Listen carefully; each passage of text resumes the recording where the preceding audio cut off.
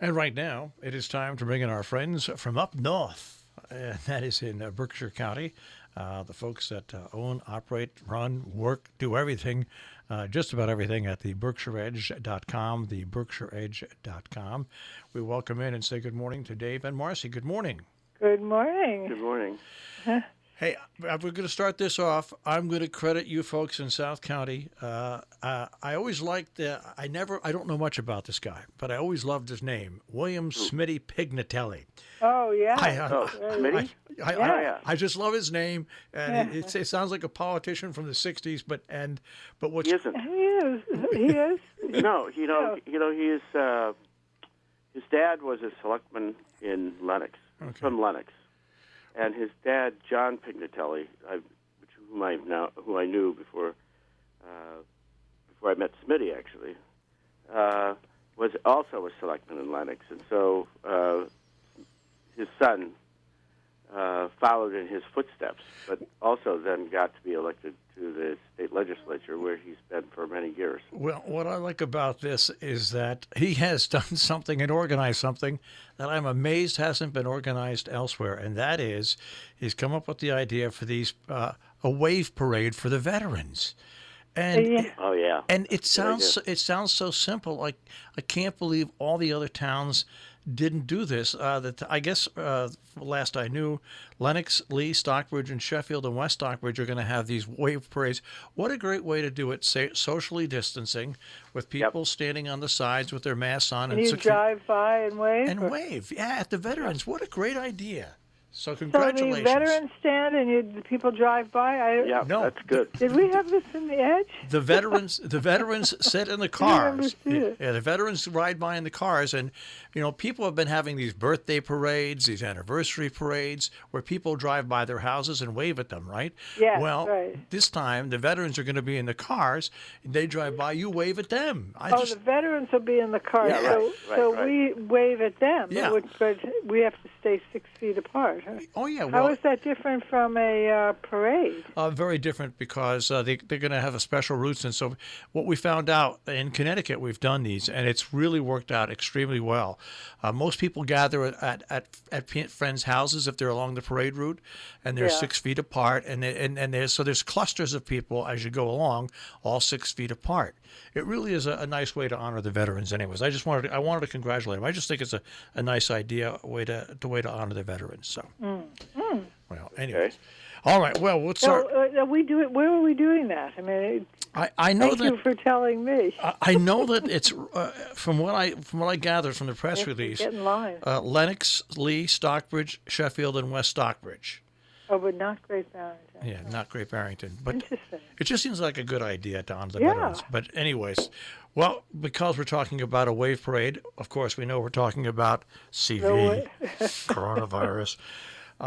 Connecticut is opening up today very slowly, but your lead story that we're going to talk about, a lot of traditions have been upended and probably upended for quite a long time. Well, maybe. Oh, yeah. Well, I think so. Right. Tanglewood's the big one that you have here, though. That is and we've been waiting for that. Yeah. That's crushing. I mean, I posted that up on our Facebook page, and it got over 3,000 looks because people are just crushed. I mean, that was like the final entertainment blow. Really. Well, yeah, but that's not the only thing. I know, but that's just the final one that you just said, oh gosh. And I feel so sorry for the businesses and the inns and the restaurants and the people that really depend on this summertime money. Yes, well, in the meantime, however, I mean, not only that, it's just, we're coming up on town meeting season, which is not just, has to be, it has to be virtual these days. And, it's our form of government, the town meeting. That is the government, the town meeting. And this, in our form, and I'm not sure whether it applies in Connecticut, but in Massachusetts, anyways, the selectmen are just the agents of the town meeting. Same thing in Connecticut, same thing. The Board of Finance recommends to the selectmen, then the selectmen put it out for a town meeting or a town vote. and so this time the town meeting, well, Great Barrington anyway, is planning to have its, for the first time, it's going to hold its town meeting outside. So, so that maybe we can all wait. So we can have veterans drive by us. Yeah, right. Anyways, it's a first time in history that this is going to happen. But at least the town meeting is going to go on. And it's been going to be moved back a month too. It's going to be in June. So at least this is at least we're going to be able to have it. Well, I sit here and I would normally say, well, we'll all look back at this when we're old, but I'm already old, so I guess I'll look back at it when I'm really old and really say, old. But we skipped over Tanglewood, and so I'd just like to go back there for a second. I mean, Tanglewood is really, it's true. It's a crusher. Yeah. And they waited, really. I mean, I know that we don't have the story, but I am sure they were trying every angle to stay open because, they kept announcing this is going to, first they announced that they weren't going to do the June concerts. Then they announced that they weren't doing their 4th of July extravaganza in Boston that with fireworks and everything. And then they were sort of making these small announcements, and they promised that they would make the big announcement about July and August on May 15th or mid-May, and sure enough, on May 15th, they made this announcement. And so, we were wondering what was going on there, that, they must have been sort of trying so hard to keep Tanglewood open. Well, what's happened here is the largest fair in Connecticut, the Bethlehem Fair, is closed. The Goshen Fair is not opening. And you look at all the different theaters that have canceled their season. The Sharon Playhouse is going to try to do things out in their parking lot in July and then have some shows in August into September. But you look at all this, Lime Rock has canceled events up until sometime late in June. And the millions and millions and millions of tourist dollars that come into this region are not here. They're not here this year. And that's what makes Tanglewood such a crusher, because not only does it affect South County, believe you me, it's like Lime Rock. Tanglewood's an economic driver that affects for a 100-mile radius around. Easy. Right. Easy. Well, Tanglewood isn't the only. That's Jacob's Pillow and Shakespeare and Company and Williamstown Theater Festival as well have canceled their seasons. This is a... and speaking of Williamstown, it's still up in the air as to whether what schools and colleges will be open. Well, that's the next step we have to look down the road. Yeah. I want to get onto this other story though, because when you have a police chief and you're and someone who's been there a while and the community knows, when they step down, that's also a great upheaval, and that's happening in Great Barrington. Well, that's right. Bill Walsh has been police chief for forever, as far as I know, and he's been there for 37 years as chief, and been on the force for 40 years. And he's so I think many people probably can't even remember a police department without him. But he's turning 65, and which is mandatory retirement. And he has not been well, too. And he's not been. No, he's not. And he's had an issue with his back, but he's managed to soldier on. He had his neck in a brace for a long time, but he's managed to keep the department together, and I see him almost every day. He patrols. It's funny, on Main Street. He always walks up and down Main Street. It's just one of his traditions, and says hello to everybody. that's on the street. So, I mean, it's a fine old tradition. Yeah, which is good. Yeah. So, the question is, where will the next chief come from? Now he's not retiring until December, so there's some time. Yeah.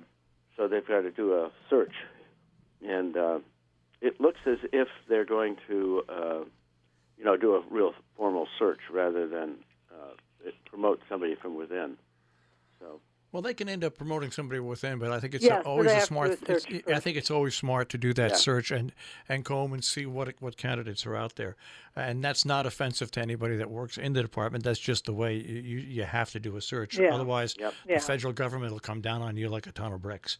Yep. Right. So let's go on to your next story. And we here in Connecticut, today is the day where retail gets to open up very slowly with lots of restrictions. What does that mean, slowly? Well, like this, we operate a thrift shop, the Bargain Barn, which helps support not only the Bargain Barn, but the radio station, our local access TV station, and all the radio stations. So we can open up, but we had to be state certified first, which we did. Oh, really? And what does that mean? We had to send in, they gave us a list of things that we had to prove that we were doing to open up. Like we're going to take the temperature of all the volunteers that work there and employees every day. Everybody, we have to have signage where anybody comes in, they have to wear a mask or a face covering. They have to sign a release. We have to have the hand sanitizer available at many different locations. We have to have those plastic covers at registers and counters where people stand.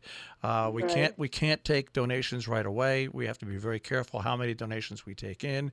We can only have one person per family because we can only put 10 to 12 people in the store at a time, where we normally might have 20 or 30. So there's certain things that you had to go through to prove that you could open, and then they give you a certification sticker that you put on the window of the door. So so it's very slowly. There's going to be 4 phases, almost like what you're going to do in Massachusetts. Yeah, that's the phase. It's 4 phases to gradually reopen the economy, and at the same time monitor to see whether there's been a resurgence of this virus too. I mean, that's the fear, is that it's going to come back with a vengeance, and we'll have to go through this all over again. And that's why businesses really want people to follow the rules, because the kicker to all these reopenings here in Connecticut and Massachusetts and New York will be, if anything starts to become a hotspot again, they're going to go back to a complete shutdown. So it's so important for people just to follow these rules. Yeah. So how did you get all this stuff? I mean, how did you get? How are you going to take people's temperature? We have one of those. We purchased one of those things, infrared temperature sensor. And you can get those? Yeah. Well, because I know people in New York who were searching all over town for a thermometer. You were never able to find one. You can't get them locally. You have to order them through Amazon or something like that. And guess where they come from? Where? China. China. It's not funny, folks, but it is funny. Yes, right. Everything comes from China, and I'm sure that there was a time, maybe, 100 years ago, where people were saying, everything. Where'd you get that? Well, we got it from the United States. Well, how about a year ago? When I was 5 or 10 years old, the big thing was, it's made in Japan. Made in Japan. Oh, made in Japan, right. No, it was. Yeah. But the Japanese at a certain point made a national decision that they were going to upgrade the quality of what they were producing, and that all stopped, that the junk came from Japan. And then they started to make quality electronics and cars, but that was really a national decision on the part of the Japanese that they were going to stop making junk. Well, and they succeeded. So now it's made in China. Everything old is new again. Is what the old thing is. Well, anyway, so with the phased opening in Massachusetts, that'll be very interesting for everybody to see. But I followed the Berkshire Chamber of Commerce very, very closely, and I've seen their comments and their ideas about the reopening of the economy, and you have put together a story on that. Yes, we have. It's One Berkshire has announced this the guidelines for reopening. Meanwhile, the governor has done his. One Berkshire has gotten together with local politicians and businesses, and they're going to open they see a way to open the economy here in the Berkshires as well, and that is the as I say, one Berkshire. So it's going to be another one of these phased openings of the economy here, because it's going to be a devastating summer, I'm afraid, without some assurance that people can come here without getting ill. So. Did you have your mask on? No, I just sneezed. Sorry. Oh, dear. No. I'm kidding. I've always wanted to do that though. When I'm out and you see people actually without masks. Oh yeah. I want to stand by them and with my mask on, cough and fake sneeze and see what they do. But, yeah, right. I'll probably get shot. Yeah. Well, yes. Well, they. But it's interesting. Well, it's interesting. Marshall, they held one Berkshire held a virtual town meeting, in which they via Zoom, in which they discussed this, and we have that, by the way, a video of that event, which the title was "Reopening the Berkshire Economy." So it was Senator Adam Hines. And our state reps were also part of it. Did they get Did they get a good virtual turnout? I think so. That would be an interesting question. I don't know how many viewers there were, but they probably should. They should know that. Huh? I mean, they can figure that out. Huh? What you can do if you look at if it was a video meeting, that you'll see all the different faces and all the different names pop up on it. But I get a great kick out of when they first started these Zoom meetings, because nobody was technically proficient at it, and a lot of very funny things happened at these meetings. But you know what? I'll give credit to everybody. The people that serve our towns on the select boards and things like that, and the zoning, and they're all volunteers. And they like the people in the post office. You couldn't pay me enough money to have to handle what they have to handle during this, and to be out in the public, and the people in the stores. So you have to give these people just a ton of credit for going through this and still trying to pull it off. Really, it's an amazing thing. Yeah. Yeah. But somebody told me, I think Jacob's Pillow had a disaster with a Zoom. They were trying to do a Zoom performance internationally. They had people, and it crashed. Yeah. This was a couple of weeks ago, and a friend of mine was watching it, and she said she thought maybe it was just her because they've got a satellite dish, so she thought maybe it was just her connection. But then she kept seeing these emails going back and forth. We're working on it, and apparently it was really a very unsuccessful effort. What you need it to be successful, and we don't have it a lot around here, even though we do have internet service. You need constant, high quality, huge bandwidth. What happens out here in the hinterlands is the more people that join in, the slower and the slower and the slower the service gets, until finally it gets to a point where it just shuts down and it can't handle it. It's people. It's no longer a rallying cry that people are going to disagree with anymore. Upgraded internet service for these rural areas, where it can handle things like this, is a definite must in the future. A definite must. But what's interesting is, this Zoom program has really been a lifesaver for a lot of organizations. In view of this epidemic, because it is a way to conduct business and make decisions and continue to operate. We have here at the station Zoom. Another one called Clearview. Of course, we do use Skype, because Skype but there's and Google has a service out there that we had to install. Google Meet. We used that for the first time yesterday. We have to learn all these things. I know, but it's terrific, actually. I mean, people are going to be doing. I wonder how the world is going to get, how people are going to conduct their business and their operations once this is over, or maybe I think hopefully it will be over, but I bet it's going to be changed a lot. I think if you're a person that has an office job, you'll be doing your job from home eventually. I just don't think you'll be going into the offices anymore. No, not for a while. Yeah, not for a while. I want to move on to the story about Bridge, a multicultural bridge. Let's talk a little bit about that for people that aren't aware what that is.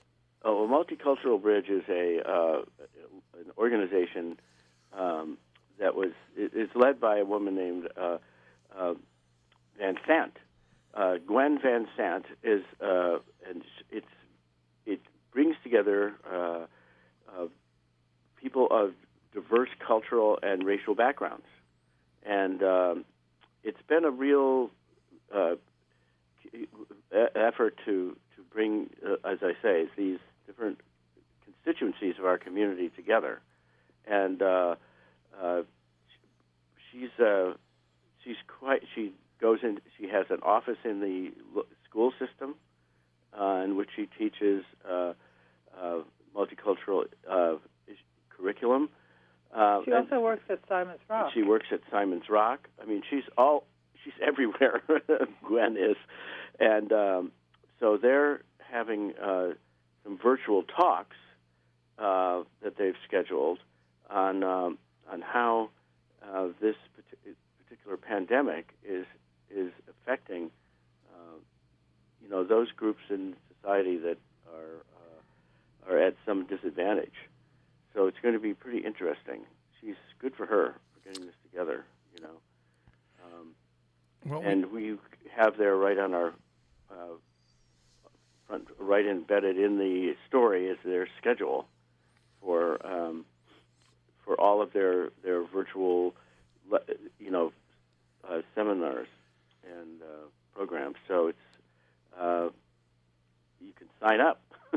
All right. And watch. We have about 2 minutes left, and we want to talk about the Carolyn Neuberger's latest chapter. But where is Jill today? Well, Jill has animals that have to take care of, and every once in a while, Jill comes in a little bit late, but that's okay. Yes. That's a great thing about being a co-owner. Yes, exactly. Well, wait a minute. What kind of animals? Oh, dogs, cats, or you name it. No. I thought maybe they're horses. She does have horses, but that's a horse of a different color. It just occurred to me. I haven't heard her. So, Carolyn Neuberger. Well, this is now chapter 46 of Carolyn's explorations of the world around her in the forests in Lenox. Yes, so she and her husband Eli live off Route 7 and in Lenox, in the middle of the woods. Really, they have a lovely house that's surrounded by the forest, and Carolyn is an artist and a psychiatrist, but she and her husband lived in Boston, and they retired, so-called retired in quotes, out here. They have so much energy. And Eli plays the upright bass and has a tuba. And tuba, and she plays the bass. No, she plays the washboard. Was the washboard? Oh, that's the washboard, right? I'm sorry, but anyways, Eli is a professional musician and a psychiatrist. No, as well. a pediatrician. I mean, pediatrician. Okay. Well, I've got it all wrong. Well, don't listen to me. Pay no attention to what I. Well, I hate to tell you about you got it all wrong, and we're out of time. Anyway, read the article. She's wonderful. She's doing. And she has wonderful drawings of the woods. She's a really talented artist. The article is at the BerkshireEdge.com. TheBerkshireEdge.com. We'll try to get her background and her bio right next time. Okay. Hey, guys, stay safe this weekend. We'll speak to you next week. Okay. Have a nice holiday. All right, you too. Bye-bye. Take care. That is the Berkshire Edge on air here at Robin Hood Radio, and you can find them at theberkshireedge.com.